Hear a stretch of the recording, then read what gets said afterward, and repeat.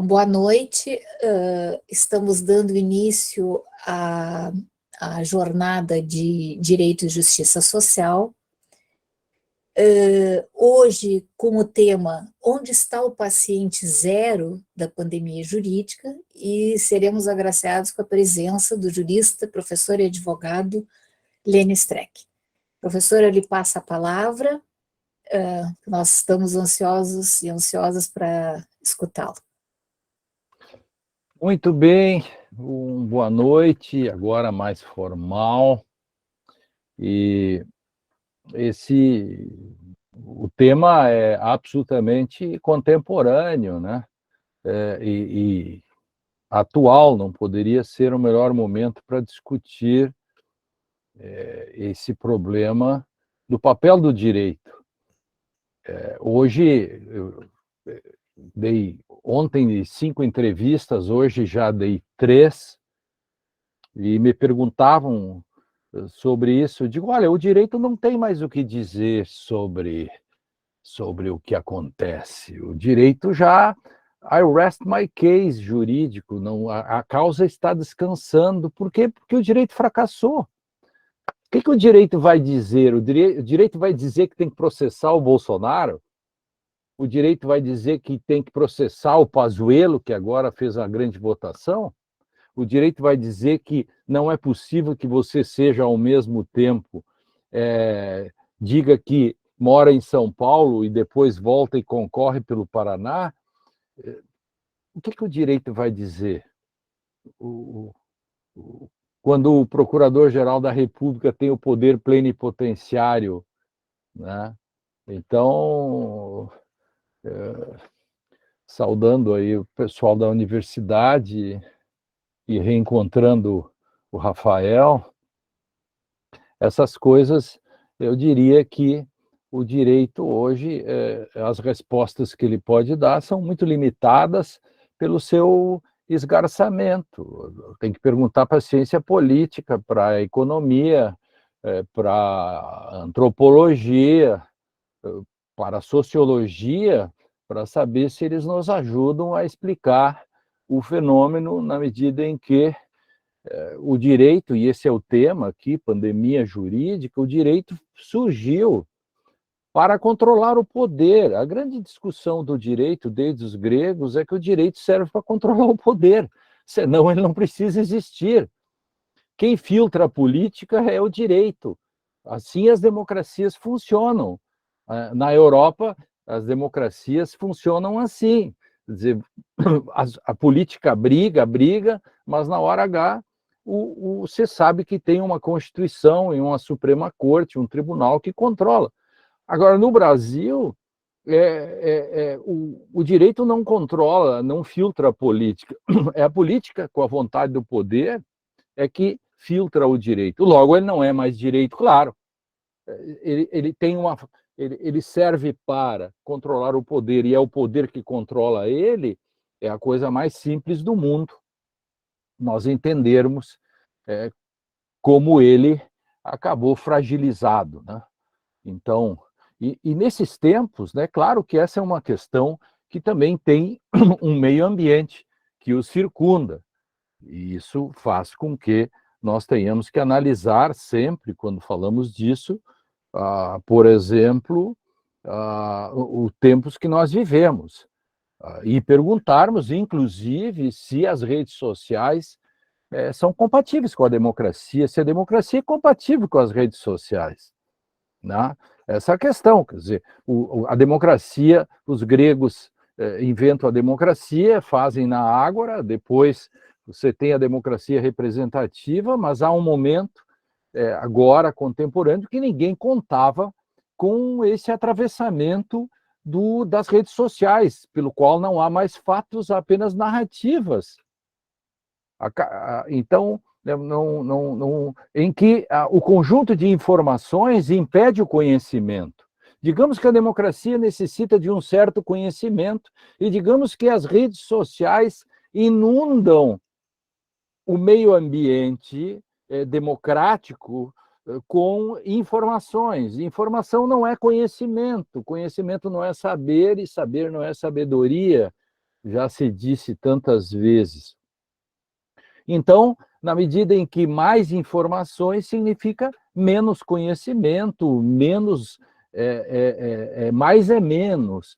Isso faz com que se tenha um conjunto de informações tão grande que faz com que haja uma pirâmide com informações e vai diminuindo em termos de conhecimento para chegar no topo, né? A partir de uma certa sabedoria. E a informação, essa informação, ela é facilmente substituída por outra informação.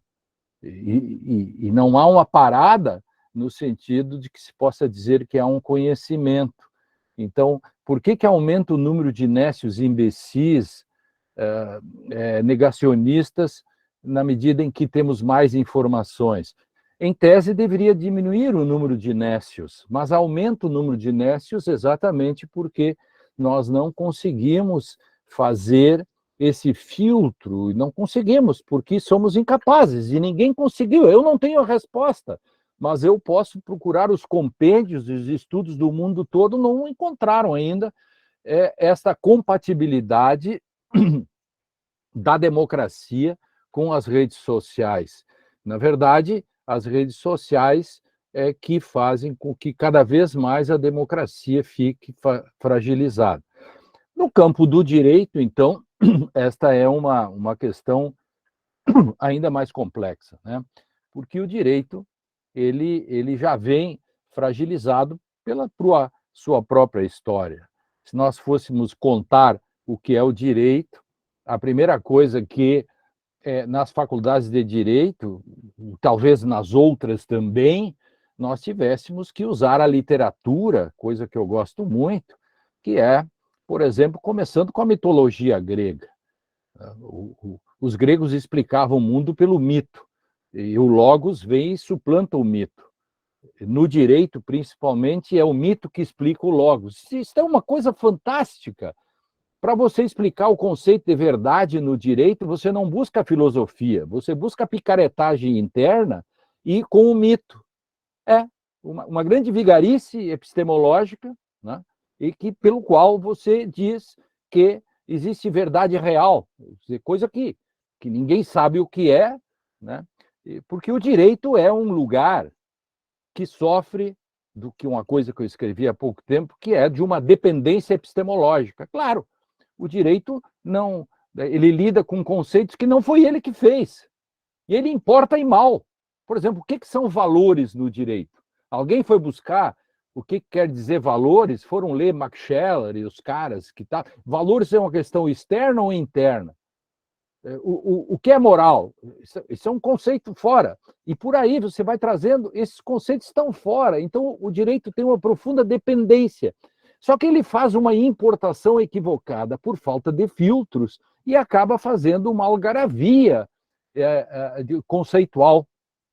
Nem os conceitos do próprio direito, trazidos para dentro de um direito de um país, eles são devidamente filtrados. Por exemplo, o Brasil, no direito, usa a common law, o direito common law para buscar a noção de precedentes. Só que precedentes no common law nunca são feitos para decidir o direito futuro. Mas no direito brasileiro, o precedente serve para decidir coisas para o futuro, o que transforma o judiciário num legislador. Isso é fantástico. É prêmio Nobel para o Brasil. Não sei por que ninguém pensou nisso antes no mundo, deixar o judiciário fazer direito para o futuro, quando o mundo todo, o judiciário cuida do passado. Ninguém se deu conta disso. As faculdades servem para quê? Então, os gregos poderiam... os gregos nos ensinaram, por exemplo, numa peça, 4, 5, 6 grandes questões de direito. Por exemplo, na Oresteia. Né? A Oresteia as Eumênidas, uma da parte da Oresteia, ela nos ensinam 5, 6 conceitos magníficos e que nós não aprendemos. Querem ver? a relação indivíduo-Estado, no mínimo isso, né? Então, começa com o Orestes, que é filho de Agamenon e Clitemnestra. O Agamenon, que é o general, vai para a guerra de Troia, Orestes, filho dele, também vai. Não vou contar aqui as tragédias com a Efigênia, etc., no meio disso, e com a Écuba, que tudo é um horror isso, nem contem para as crianças esse tipo de coisa, isso é para adultos, né? E ainda nem cheguei na parte que o cara mata a própria mãe, que horror. Aí o Agamenon chega e encontra na sua casa a Clitemnestra com o Egisto. E os dois juntos matam o Agamenon. E o deus Apolo, né, vai lá e assopra para o Orestes, que também veio voltando da guerra, de que ele tem que se vingar, porque esta é a lei que existe, a vingança. Aí o que acontece? O Orestes vai e mata a mãe e mata o Egisto. As Eríneas, as deusas da fúria, da vingança, que estavam lá nas profundezas catatônicas, lá no Tártaro, né? Por isso que a gente tem tártaro nos dentes, elas querem o rim e o fígado do Orestes, claro, né? Sem dúvida. As Eríneas, as deusas da vingança, que hoje todas se mudaram para a internet, elas tudo moram na internet hoje, né? E o Orestes, então, está lascado. O que ele faz? Ele vai até a Palas Atená, intermediado pelo deus Hermes, que sempre está no meio dessas paradas, e o deus Apolo, que tinha feito toda a cagada anterior, e vão, então, para a deusa Palas Atená, que é a primeira juíza da história, da mitologia, e ela institui o julgamento. Pronto, lição número 1, você não pode condenar alguém sem processo. Ó céus, aprendemos alguma coisa com essa gente? Lição número 2, você não decide e depois fundamenta. Aprendemos mais uma coisa, que o processo é condição de possibilidade.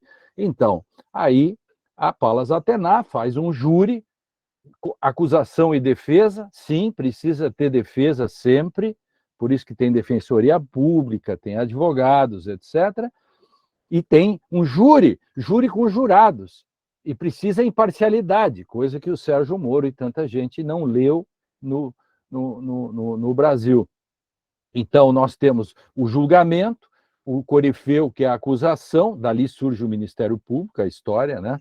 E aqui a defesa dessa dialética, resultado, voto secreto, e aí vem toda uma discussão, né? 11 votos, 6-5, Orestes é condenado. A deusa Palas Atená vota e empata. E ao empatar, ela dá o resultado como indúbio pro réu. Ela constrói o indúbio, mas por quê?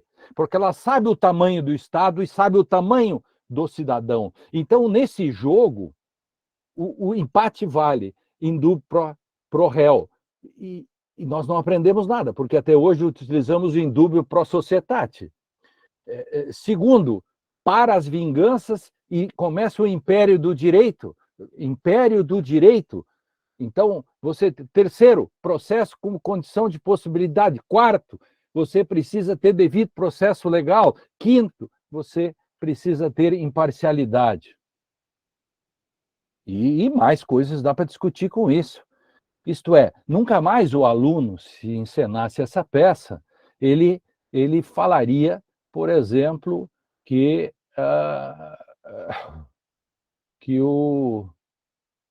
o réu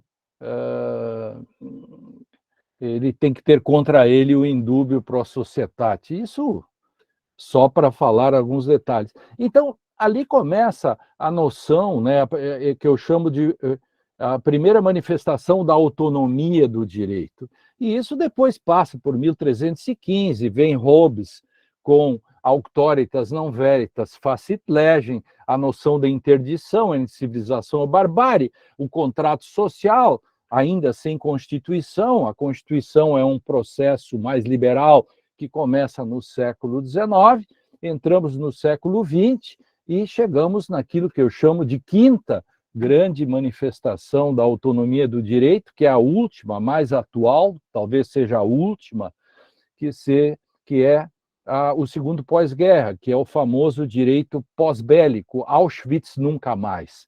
O mundo se repactua, porque ele viu que, veja, eu comecei dizendo que o direito fracassou, pois a Segunda Guerra Mundial aponta o direito fracassara. Por quê? 2 guerras mundiais e tudo que aconteceu, para que serviu o direito? Para nada.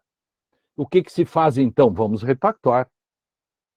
Vamos repactuar, vamos, quem sabe, ler a Odisseia, vamos ver lá como Ulisses se livra das sereias, Constituição, portanto, passa a ser um remédio contra maiorias e o estatuto jurídico do político. E aí a Constituição passa a mostrar que Constituição é norma e não é só um ato político, e, portanto, aí começa a questão para que serve as constituições, e aí começam 2 grandes braços. Um braço cético, né? Com toda razão, eu não tiro toda a razão do ceticismo dos juristas a partir do segundo pós-guerra, porque com o direito daquele jeito, a parte esquerda mais do direito, por exemplo, pensemos brincando um pouco, diz assim, isso não serve para nada, porque o direito é uma manifestação meramente de poder. Aí várias correntes com em cima disso, e uma corrente mais conservadora, digamos assim, que eu me filio, nesse caso específico, em face de uma modernidade tardia, de um país periférico como o Brasil, eu me filio, então, a uma perspectiva de um direito que a Constituição é norma, com suas cláusulas pétreas, o seu quarto do pânico, porque as cláusulas pétreas nada mais são do que o quarto do pânico da democracia, em que você se esconde dos bárbaros. Quando os bárbaros estão chegando, você se esconde no quarto. O grande problema no Brasil é que a chave está com o invasor. Percebe? Isso. O meu pânico institucional vem porque eu não tenho a chave. A chave está com o invasor, ele abre a hora que ele quiser. Não há direito quando você, no quarto do pânico, está à mercê do raptor. Se o invasor tem a chave, o seu quarto vale nada. Portanto, o que eu quero dizer é que o direito, do modo como ele é refém da política, ele já não vale. Esse é o busilis da questão. Então, os predadores do direito, eles acabam tendo plano livre para entrar no ecossistema jurídico em que tem predadores exógenos e os predadores endógenos. Quer dizer, o direito é um fenômeno tão complexo que não basta ter os invasores externos como a moral, política e a economia. Tem os internos, que é o subjetivismo do juiz, decide como quer. Quer dizer, os caras vêm de fora atacando e tem um cara de dentro minando para deixar o cara de fora entrar. Isso é maravilhoso. É o quinta coluna, ele fica cavando o castelo, né? Quer dizer, imagine o direito como um castelo e tem snipers em cima de cada torre para se defender externamente, mas de vez em quando um soldado é puxado pela perna e é derrubado porque de dentro vem o ataque contra a autonomia do direito, que a democracia não vive sem esse grau de autonomia do direito. Se quiser, essa é a ideia do que é isto o direito. O direito serve para limitar o poder, filtrar a política, filtrar a moral e filtrar até mesmo a economia em países periféricos, por exemplo, impedindo reformas trabalhistas danosas aos trabalhadores, por exemplo. Então, também ele deve filtrar no limite. Eu não estou dizendo que você faz transformações sociais à base do canetaço, mas você evita predadores a partir de um certo grau de autonomia que o direito tem. Agora, por que nós fracassamos e outros não? Claro, porque eu estou contando essa história, alguém vai dizer, sim, mas a Espanha vai muito bem. Não há problemas, por exemplo, quando um partido ganha ou perde, não há problema da democracia ficar em xeque, e nem mesmo os os juízes do Tribunal Constitucional da Espanha, da Alemanha, de Portugal, enfim, estão preocupados em levar um impeachment ou serem chamados de patifes, ou serem afrontados publicamente, ou, enfim, até mesmo serem ameaçados de sua integridade, ou até mesmo a questão de se ameaçar com emendas constitucionais, etc., etc. Por que lá não existe isso, digamos assim, numa democracia daquelas assim? Estou usando aqui um conceito de um autor muito interessante que chama Samuel Issacharoff, que escreveu o livro As Democracias Frágeis, e a grande pergunta dele é: pode o direito salvar a democracia? Eis o ponto, eis o ponto. Se o direito pode salvar a democracia, ele não é tudo, mas também não pode ser nada. Eu escrevi um texto há pouco tempo sobre isso com um ex-aluno meu, Francisco Borges Mota. E na Universidade de Chicago, eu fiz a conferência mostrando como, na pandemia para cá, o direito, o Supremo Tribunal, a partir de uma adaptação darwiniana e um turning point sobre ele mesmo, sobre aquilo que vinha acontecendo, ele se deu conta de que se ele não defendesse a democracia, e a democracia envolve possibilidade de políticas públicas, morreria o próprio país. Então, tem 5 grandes decisões que o Supremo deu, mostrando a minha tese de que o direito deve ter um grau de autonomia sob pena do perecimento, que chega ao ponto dos ataques ao Supremo, e aí eu uso o Henrique IV e o Henrique V para tentar defender a Suprema Corte. Aliás, eu, quando chego na Suprema Corte para fazer a defesa da presunção da inocência, tem uma coisa que virou meme hoje, que é quando eu cheguei e disse que eu estou aqui como amicus curiae, amigos da corte, porque inimigos ela já tem demais.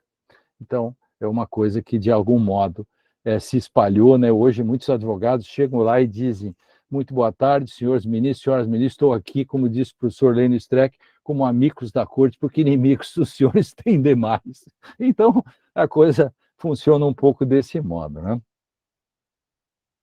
Mas eu queria dizer ainda rapidamente para vocês da onde está o paciente zero, porque eu não posso ser processado por propaganda enganosa, né? Tá certo que o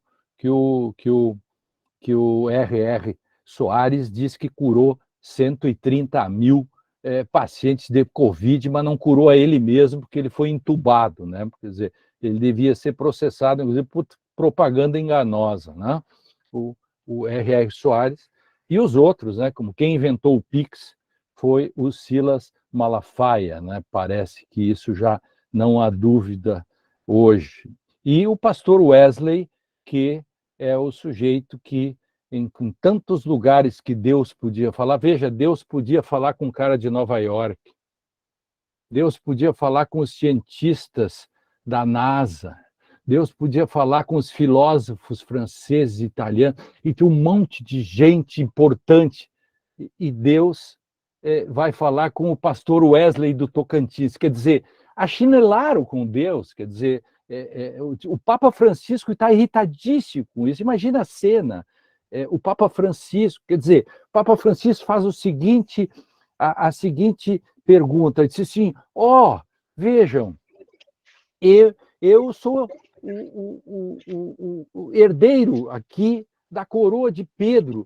Pedro foi pendurado a cabeça para baixo. Jesus disse para Pedro: Pedro, tu és pedra, sobre esta pedra construirás a igreja.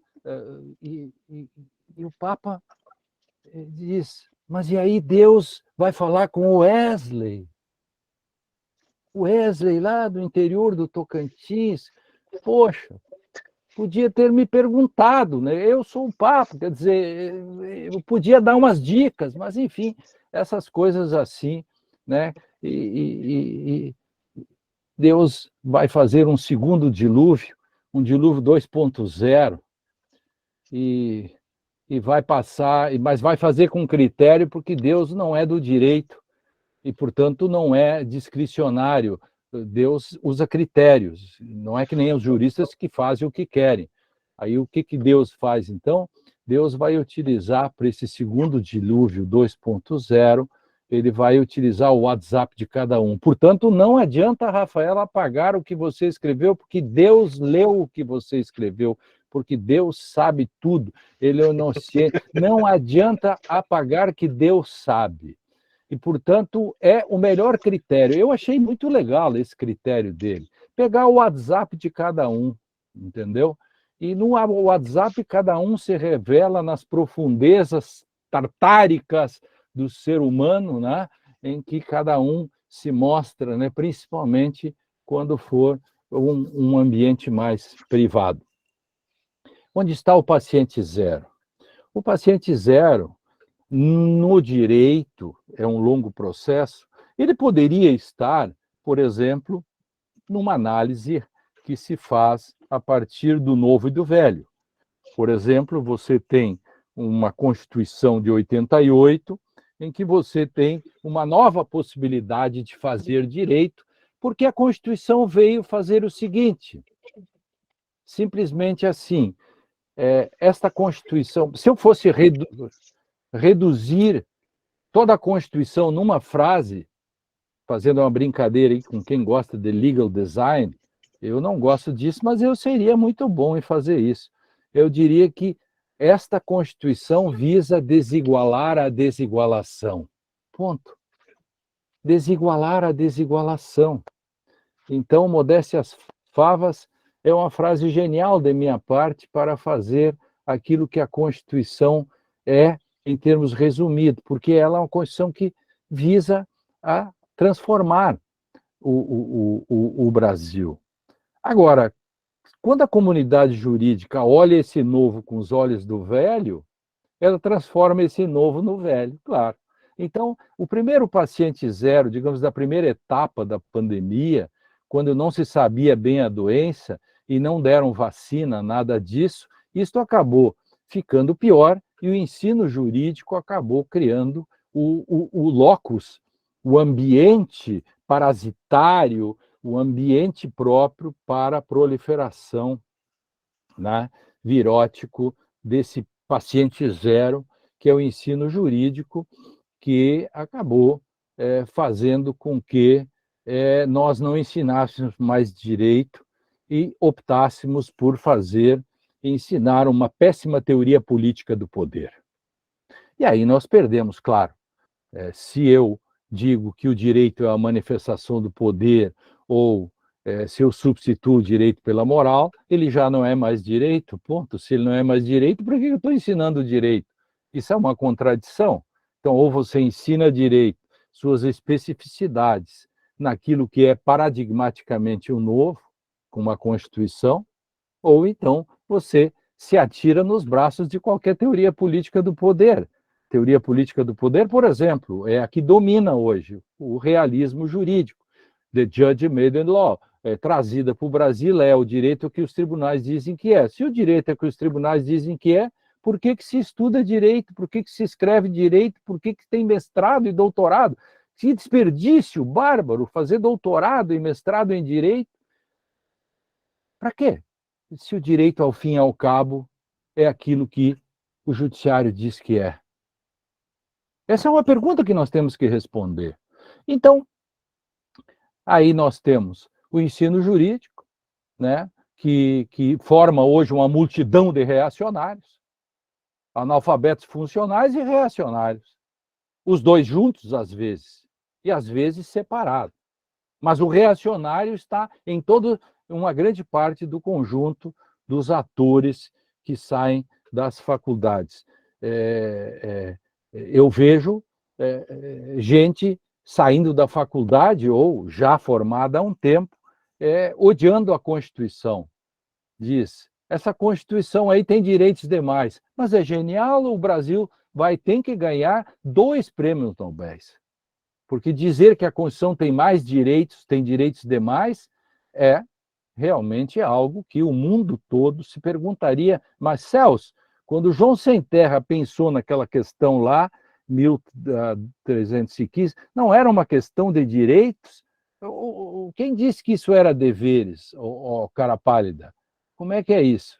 Então, se fôssemos médicos no direito, na grande acepção, nós estaríamos fazendo passeatas contra antibióticos.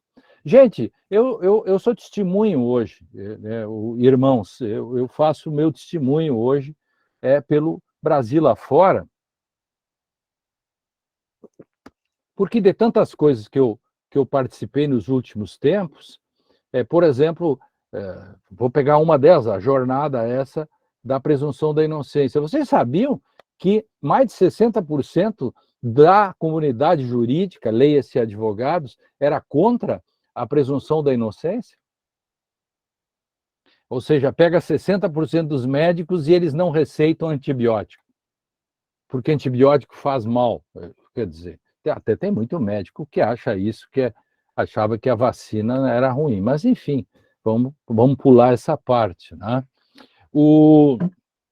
Então, é isso nesse sentido do perigo que representa, digamos, a fragilização do direito como o necessário grau de autonomia que ele tem e naquilo que ele tem de transformador numa dada sociedade. Assim, para ser bem simplista, tá?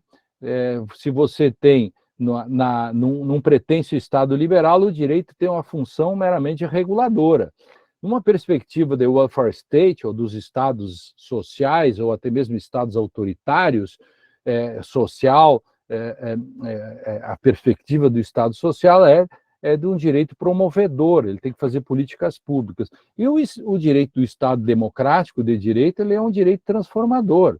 Ele tem uma outra perspectiva, porque ele transforma com democracia, enquanto o direito, digamos, do Estado social, ele é mais coletivista num sentido de forçar e tem um ordenamento, digamos, mais autoritário. Isso dentro de um modelo analítico, histórico, a partir do século XIX para cá. Então, nós vivemos, digamos, essa terceira fase em países periféricos, isso se torna ainda muito mais dramático, porque se o Brasil é uma república e visa erradicar a pobreza, fazer justiça social, desigualar a desigualação, a pergunta é, olhando para fora da janela, você pergunta se de fato o direito está sendo aplicado de forma efetiva, né? Essa é a pergunta que nós temos que fazer. Aí depois vem toda a questão da aplicação do direito. A aplicação do direito que acabou sendo burocratizada e colocada num patamar autoritário e dependente do protagonismo do sujeito. O velho sujeito da modernidade, que filosoficamente podemos chamar do sujeito da filosofia da consciência, ou até mesmo o sujeito solipsista, aquele viciado em si mesmo, Selbsüchtiger, aquele sujeito autoritário, a barbárie interior do sujeito, como dizem tantos filósofos, esse direito, dependendo desse sujeito, por exemplo, o juiz, ele acaba fragilizando a estrutura e fazendo com que ele dependa, digamos assim, da consciência individual dos juízes. E esse é um problema contra o qual eu tenho lutado muito. Claro, a grande questão aí está numa palavra-chave, recrutamento. Como se faz o recrutamento de juízes e carreiras jurídicas? Se faz por concursos quiz shows, que são concursos para profissionais. Aí vem os cursinhos de preparação que preparam profissionalmente os candidatos, que, por sua vez, criam uma casta profissional, burocrática, e, digamos assim, não vou entrar aqui, Israel, numa discussão entre as leituras e interpretações do Brasil, né? Não quero aqui fazer uma polêmica tipo Gessé Souza e Raimundo Faoro. Eu apenas quero dizer que não se pode tirar muito, né? Eu, particularmente, gosto mais da leitura que o Faoro faz, por uma razão. Eu não acredito que o Brasil tenha tido feudalismo. Então, há toda uma discussão a partir disso, né, sobre o papel do Estado estar independente, qual é a questão, função política do Estado, aí vem a questão, está na sociedade. Bom, quem estuda isso sabe do que eu estou falando, de quem está com a razão, ou se é possível até uma tese intermediária, que até, de certo modo, na segunda edição, o Fauro tentou até pegar fez até algumas concessões, enfim, mas que mostra uma coisa que me parece, nisso que eu estou falando, para os propósitos que eu estou falando, eu diria que o Brasil, sim, ainda é dominado por estamentos. E se criou esse estamento burocrático que domina as relações jurídicas, por exemplo, fortemente, e o funcionamento dos tribunais. Cara, você não precisa gostar do Fauro e as análises weberianas sobre os tipos ideais de dominação, etc. Mas você vai me dar razão em querer mais, digamos, se formos pegar entre o poder carismático, que é uma ideia de que eu decido e você, eu vou lhe dar o direito daquilo que eu penso que é, e, portanto, há ainda uma relação carismática. Eu preciso mais burocracia, ou seja, eu preciso mais fairness, eu preciso mais equanimidade, eu preciso mais distância, eu preciso mais imparcialidade para que a estrutura tenha mais condições de me dar a possibilidade de eu ter as mesmas garantias que a Rafaela tem quando chegarmos a um judiciário, e que isto não dependa da simpatia, digamos, carismática, se me entendem.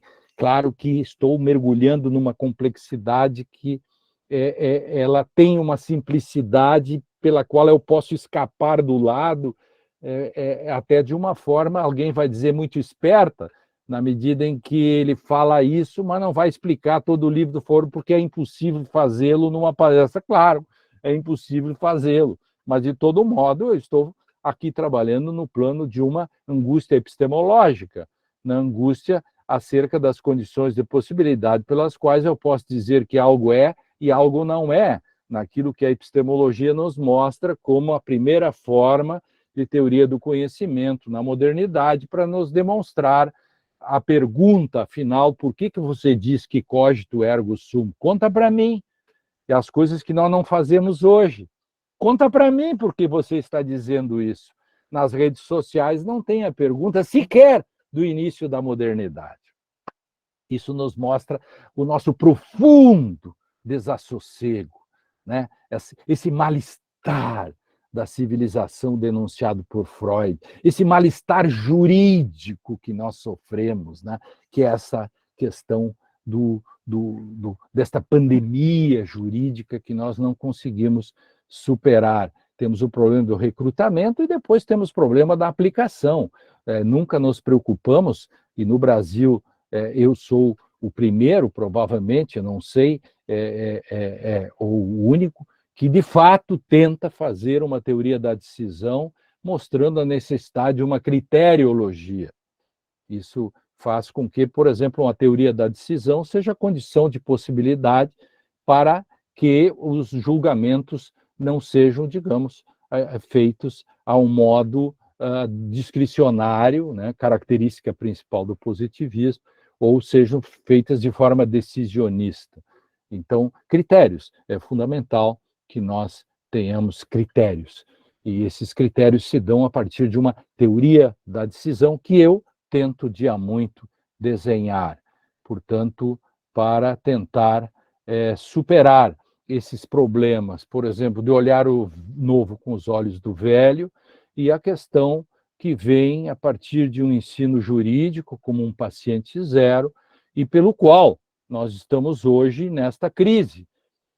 Veja que em 2013 se desenha tudo aquilo em que parte da dos críticos brasileiros embarcaram nos movimentos de 13, ali surgiu o lavajatismo antes da Lava Jato. Isso é paradoxal, em que é quase uma linguagem poética, que a poesia dizer algo pela primeira vez, que já foi dito pela primeira vez.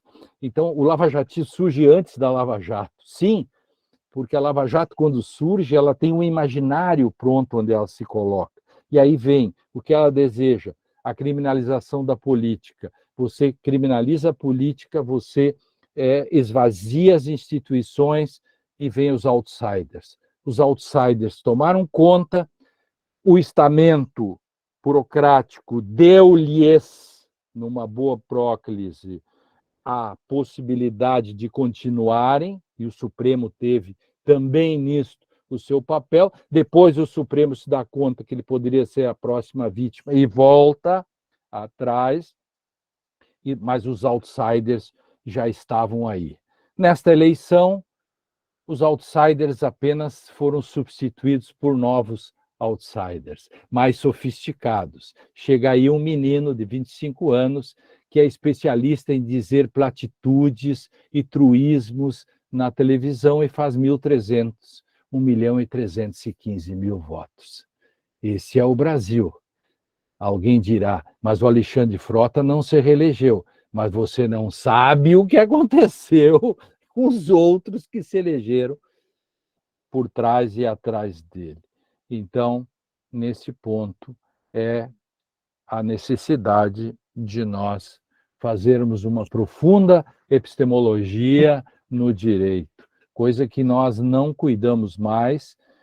Meu professor Luiz Alberto Vará falava que a dogmática jurídica faz próteses para fantasmas pela falta de uma epistemologia. Eu não tenho dúvida disso, eu sou do tempo de estudar um semestre todo epistemologia. Na verdade, eu estudei um ano todo epistemologia. Eu sou do tempo em que, na pós-graduação, no mestrado, doutorado, se usava um semestre todo para estudar o nome da rosa. Eu sou de um tempo antigo que se lia os livros e não existia Wikipedia e a gente fazia ficha de leitura à caneta. Eu li O Espírito das Leis, todo ele. Eu confesso, foi por obrigação, mas eu fiz. E eu sou desse tempo, e, portanto, o que é isto, a epistemologia? É exatamente isso que nos falta. Quando em 1983, eu acabei minha faculdade, eu não fervo na primeira, né? Eu comecei dando aula, Sheila, com 16 anos. Eu passei no concurso público para professor municipal e dava aula seriado, que eu também estudei em seriado, o primeiro, segundo, terceiro, quarto, quinto, dentro da mesma sala. Aí eu comecei a lecionar aos 16 anos e fui vitimado por uma bala que não era perdida, era dirigida a mim, e eu então escapei por milagre. 6 meses internado, soprando balão e tal, para curar meu pulmão, e com isso eu abandonei precocemente minha carreira de professor e tentei a carreira de jogador de futebol, de operário, de um monte de coisas, e acabei como advogado e professor, que eu comecei de novo em 81. E em 83, e eu já contei essa história, o Rafael já deve ter ouvido, eu fui fazer o meu primeiro curso. Eu já tinha feito 3 cursos de especialização em sociologia, política e filosofia. Na época, os cursos de especialização não eram por EAD, desculpe. Tinha um cara lá que lecionava e tal. Esse é o tempo, né, dos professores, enfim. E eu fui fazer o 4º curso, que era o Teoria Geral del Derecho, né, que é um curso da ALMED, Associação Latino-Americana de Enseñanza de Derecho, do Luiz Alberto Vará, e eu recebi na mão um livro chamado Teoria Pura del Derecho, de Hans Kelsen, que eu nunca tinha ouvido falar, não sabia quem era, não sabia.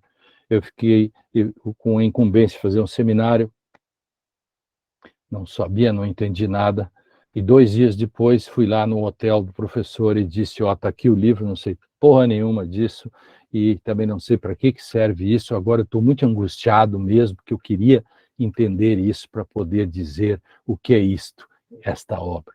E ele disse, tens uma boa doença, angústia epistemológica, você sabe que não sabe. Isso é muito bom, porque isto faz com que você queira que a linguagem surja na falta, você vai estudar, você vai aprender. Quer fazer mestrado? Eu disse, quero.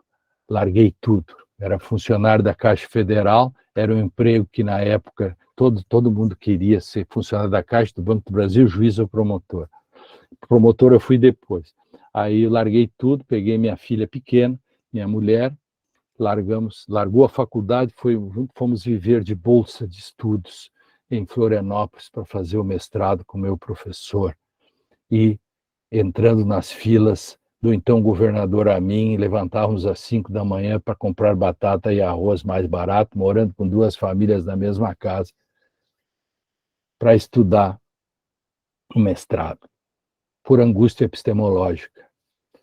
E então, quando eu falo essas coisas que eu estou falando hoje aqui, não é para ensinar coisa nenhuma, é apenas para deixar algumas pessoas, se uma ficar angustiada, com angústia epistemológica, é porque eu já tive sucesso. Porque hoje não há mais segredos. Está tudo na internet. Então, quando alguém conta alguma coisa e ainda angustia as pessoas, é porque o sucesso é bárbaro.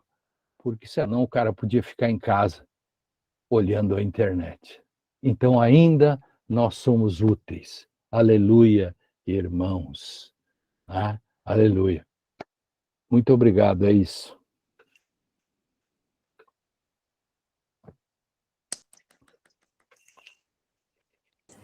Me custou abrir o microfone, professor. Acho que vários aplaudiram, mas de microfone fechado. Quem segue com o senhor aqui desde o começo deve estar tão emocionado quanto eu, sobretudo nesse dia 13 de outubro, e com os dessabores que nos deixa na boca, né, o resultado das eleições. É muito importante a sua frase final, lembrar que a angústia epistemológica é a base para a gente querer seguir adiante, né? Foi essa angústia epistemológica que também me fez largar carreiras de sucesso e promissora e virar professora de universidade federal, né? E também um dos tipos profissionais mais detestados no atual momento, né? Justamente porque é bem claro que provocar angústia mais do que ensinar, né, é algo que não se quer num país com a configuração muito clara que tem atualmente. Então, assim, quero lhe agradecer muito essa oportunidade de estar aqui conosco, esse tempo do senhor, inclusive porque eu sei que o senhor foi procurado nessas últimas 24 horas muitas vezes, então essa hora da noite deve estar bastante cansado, né? Além de estarmos em um momento de angústia política também, e de sensação do que vamos fazer daqui para frente, o que nos espera nesse país todavia mais reacionário e conservador. Tá? Eu quero saber se alguém gostaria de fazer alguma pergunta para ele, de vocês que estão nos assistindo com câmera ou sem câmera. Acho que ele nos dá ainda mais uns 5 minutinhos, pela hora que é. Até 8h30, tranquilo. 8h30, ó, dá 5 minutos. Alguém gostaria de fazer uma pergunta? É que está todo mundo impactado. O Luiz Neto fez, senão eu faria. Vamos lá, Luiz, vou te passar. Boa noite, Irina. Boa noite a todos. Boa noite, professor Lênio. Eu fiquei muito impactado com a questão do senhor sempre utilizar a literatura, inclusive na maior parte das suas pesquisas também, e em tantos livros. E eu queria saber, talvez a resposta para o paciente zero seria a literatura, né? Eu fico sempre em dúvida por que o direito ele tem esse isolacionismo dele, né? E é normativo, ele é positivo, é exatamente isso. Ele está, se eu não me engano, em uma das nossas aulas do mestrado a gente já usou esse termo. Ele está na gavetinha dele e não quer sair da gaveta dele, se misturar com as outras disciplinas e fazer essas intersecções que enriquecem ele, contextualizam ele e humanizam ele, né? E, pessoalmente, eu, como gosto muito de literatura, também da área de letras, eu sempre tive essa dificuldade. Normalmente, eu sempre pensei o seguinte, que o direito por si só, ele, solitariamente, digamos assim, né, no contexto conotativo, ele não prospera, ele não consegue avançar. Mas seria essa a resposta, talvez, para resolver a vida do paciente zero, do ensino jurídico, talvez uma ferramenta de intersecção como a literatura, ela resolveria isso? Seria ela, talvez, o nosso suspiro, talvez, de conseguir reestruturar um pouquinho, ou, se nem existe esse pouquinho para ser reestruturado, pelo menos começar do zero, o que é um ensino de verdade de direito, né? Mesmo que auxiliado por uma ferramenta que seja hoje em dia bem mais distante do que o normal dele, né, que é a literatura. Por exemplo, eu também me lembrei que o senhor estava falando sobre mitos gregos, eu me lembrei que no direito, um dos mitos que eu nunca me esqueci foi o mito da caverna de Platão, e que tem toda essa contextualização da verdade, ou da falsa sensação de verdade, toda aquela ideia de que talvez o que nós temos no direito muito, que é essa ideia de que a gente tem uma convicção muito abrupta sobre o que está sendo normativizado, digamos assim, e não e isso é uma convicção meio vazia, porque, na verdade, sem contexto, sem uma literatura que, de forma ficcional, nos dê ali um lúdico, um ponto de vazão e de imaginário, a gente não consegue desenvolver nada. A gente faz leis que não têm um sentido muito prático, mas teórico. Eu acho que é isso. Bom, Luiz, o Platão foi o primeiro a criticar, a fazer odiar as fake news, né?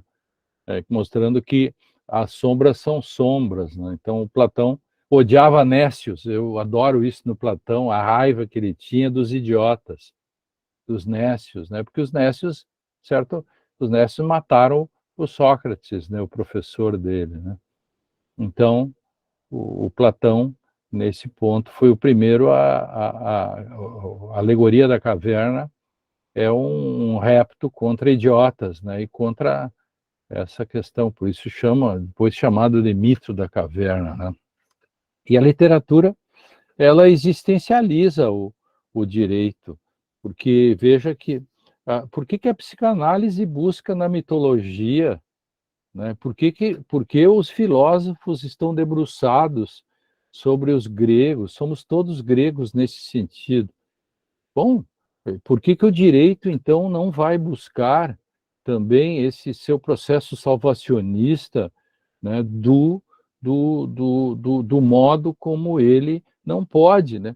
Ele não pode ser uma mera um mero instrumento de poder, senão ele já não é mais direito. Então, imagina se os filósofos estudassem o direito no modo como a dogmática mostra como o direito é. Nós não teríamos filosofia, seria um desastre a filosofia. Se a boa medicina estudasse como se estuda hoje o direito, provavelmente a mortandade seria muito maior. Então, o direito é que não se dá a importância dele mesmo. O direito, na comunidade jurídica, por exemplo, você, Luiz Neto, nem o Israel, ninguém de vocês, a Caroline, ninguém se operaria com um médico que tivesse estudado com um livro chamado Operação Cardíaca Facilitada, né? Mas por que no direito pode? Esses livrecos, essas coisas aí que se usam, que aliás o professor não devia deixar entrar na sala de aula, Porque, às vezes o professor usa, que é pior, né? Mas por que isso? Porque o direito não se dá ao respeito. O direito não se dá e nós perdemos o pudor. As pessoas perderam o pudor. As pessoas publicam um livro assim, direito desenhado. A pessoa perdeu o pudor. Quer dizer, tem um mínimo de vergonha que se tem. A honra pode estar na vergonha. Você tem um best-seller sobre isso, mostrando que os pezinhos que eram amarrados das chinesas, eles pararam de amarrar os pezinhos porque isso causava vergonha. Era vergonhoso, o mundo todo olhava para os chineses e dizia, são bárbaros que fazem. Aí o que faz? Os duelos terminaram por causa da vergonha. Mas os livros simplificados não terminam por causa da vergonha. Então o Appiah, esse que escreveu esse livro, esse sobre o código da honra e tal, poderia ensinar muito para os juristas. Por exemplo, né, nós poderíamos fazer um curso, né, eu já fiz isso, né, a partir dos gregos. Eu posso fazer isso de vários modos, eu posso falar, eu já escrevi sobre os modelos de juiz, começando lá por Aristófanes, das Vespas, o Filocleon, que é uma espécie de Sérgio Moro da época, enfim, tudo isso já está. A história registra antes tudo isso, os modelos de juiz. Aí vem toda a questão das críticas que são feitas. Por exemplo, o Lewis Carroll, quando escreve Alice através do espelho, esse é através mesmo do espelho, porque na comunidade jurídica as pessoas usam o através em vez de por meio, né? Eles acham que vão atravessar o papel, né? Em vez de por meio, eles escrevem através. Através é só a Alice que atravessa o espelho. Então, ali o personagem Humpty Dumpty é uma denúncia e que nós não conseguimos compreender a denúncia feita sobre o sujeito, sobre o modo como você se apropria dos sentidos, você não tem constrangimento. O problema do constrangimento epistemológico, esse conceito que eu criei para o direito, mostrando como que nós somos constrangidos no nosso cotidiano, nem nos damos conta, ok? Mas no direito a gente não tem constrangimentos. Você pode achar que diz o que quiser, você pode dar os sentidos às palavras, o sentido que quer. Então, eu posso fazer uma lista, né, eu posso dar um curso só com Jonathan Swift. Né? Uma das grandes críticas que se faz à metafísica clássica, feita pelo Swift, quando ele vai mostrar que não existem fatos brutos, quando ele vai descrever os pertences de Gulliver. Gente, que coisa absolutamente maravilhosa que está dentro de um livro escrito em 1748, e assim por diante. Vamos pegar a crítica, né, que o Cervantes faz ao mito do dado, à metafísica clássica também, porque ele é um moderno, assim como Shakespeare é um moderno. Vocês já notaram como Shakespeare castiga o Otelo, porque ele queria encontrar o caráter fetichista do lenço, como que o Cervantes castiga o Anselmo, que queria encontrar a fidelidade fundamental da mulher dele, contrata o Lotário para testá-la, e como isso termina, e como isso tem a ver com o processo de compreensão, o processo interpretativo. A comunidade jurídica devia conhecer, quando fala em hermenêutica, Hermes, que era um delinquente. Hermes nasce roubando, Hermes é um delinquente, tem que ser contido. Todas essas coisas poderiam trazer a possibilidade de melhor compreendermos o direito. E isso que eu não cheguei em Shakespeare, né? Que aí sim nós podemos falar, se não fosse por nada, por outras coisas, todas as grandes questões ligadas à política, ao poder, Hamlet, o Rei Lear, etc. Né? E no Rei Lear hoje, né, tem aquela frase famosa de que como é triste envelhecer sem sabedoria. E como tem velhos bobos nesse país afora que envelhecem sem sabedoria. Que tragédia se nós pegarmos o mal-estar da civilização, né? Se a velhice pudesse ser uma quarta das 3 questões que o Freud levanta, eu poderia dizer que se envelhecer é um problema, envelhecer sem sabedoria é uma tragédia. E Shakespeare também assim nos ensina. Shakespeare explica, inclusive, os inquéritos da fake news, o que Shakespeare não explica. Beleza? Um abraço para vocês e Um abraço grande, falamos. professor, seguimos na luta.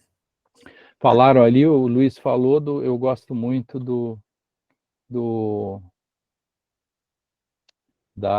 dos filhos de Fabiano, né, quando eles chegam na cidade, né, que ele escreveu antes que o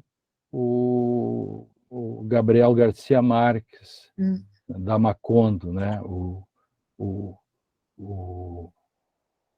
Graciliano Ramos sacou esse problema do princípio era o verbo, do João capítulo 1, versículo 1, antes do nosso Gabriel Garcia Marques. Aliás, eu vou só lhe pedir uma coisa. O senhor falou uma frase, o princípio era o verbo.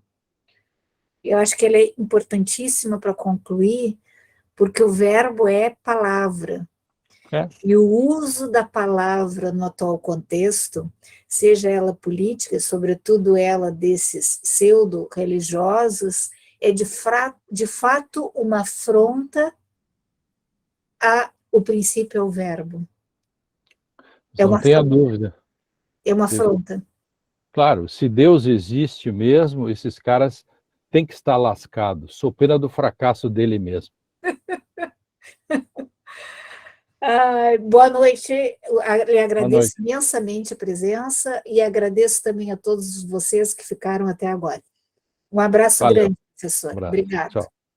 Quem quiser ficar conversando, pode ficar um pouquinho mais, tá, pessoal? E pode desligar, Vinícius, por favor.